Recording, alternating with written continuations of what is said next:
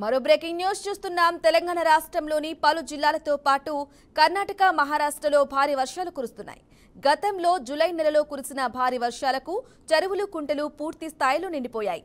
తాజాగా మరోసారి వర్షాలు కురుస్తూ ఉండటంతో వాగులు, వంకలు పొంగిపోలుతున్నాయి. ఈ క్రమంలోనే గోదావరి నదికి వరద ప్రవాహం ఒక్కసారిగా పెరిగిపోయింది. దీంతో భద్రాచలం దగ్గర గోదావరి నీటి మట్టం క్రమంగా పెరుగుతోంది. ప్రస్తుతం గోదావరిలో నీటి మట్టం 28 అడుగులు ఉండగా నిన్న ఒక్కరోజులో 7 అడుగులు గోదావరి వరద పెరిగింది. దీంతో అప్రమత్తమైన అధికారులు నదిలోకి వేటకు వెళ్లే మత్స్యకారులకు జాగ్రత్తగా ఉండాలని సూచించారు. కాగా గత నెలలో భారీ వర్షాల కారణంగా గోదావరి నది ఉధృతంగా ప్రవహించింది.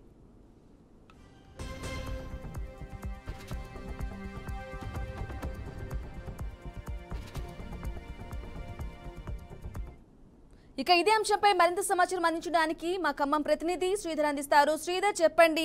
భద్రాచలం దగ్గర గోదావరి వరద ఉధృతి పెరుగుతూ ఉంది. ఒక్క రోజులోనే 7 అడుగులు పెరిగింది. దీనికి సంబంధించి అధికారులు ఎలాంటి ఏర్పాటు చేశారు? లోతట్టు ప్రాంత వాసులు ఎటువంటి చర్యలు తీసుకుంటున్నారు? కంప్లీట్ డీటెయిల్స్ ఇవ్వండి. బ్రాహ్మణి భద్రాచలం వద్ద గోదావరి నీటి మట్టం అనేది స్వల్పంగా పెరిగిందని చెప్పుకోవచ్చు. ఎందుకంటే ప్రస్తుతం గోదావరి శాంత స్వరూపంలో ఉంది, చాలా తక్కువ తోటి ప్రవహిస్తుంది.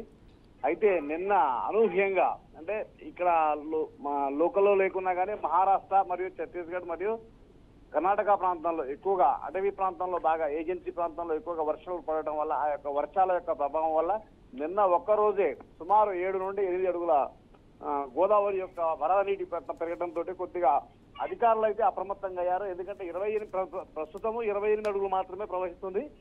అయితే అధికారులు చెప్పినటువంటి లెక్కల ప్రకారం బహుశా ఇది ఇంకా ఇంతకంటే ఎక్కువ పెరగకపోవచ్చు, తగ్గే అవకాశాలు ఉన్నాయి. అయినా కానీ ఏదైనా కానీ, ఎందుకంటే ఒక్క రోజులోనే 7 అడుగులు పెరిగింది కాబట్టి మళ్ళీ అనూహ్యమైనటువంటి పరిణామాలు వస్తాయనే ఉద్దేశంతో అన్ని రకాలుగా జాగ్రత్త చర్యలు అయితే తీసుకోవడం జరిగింది. కొద్దిగా చుట్టుపక్కల ఉన్నటువంటి అధికారులు కావచ్చు, వాళ్ళని అలర్ట్ చేశారు.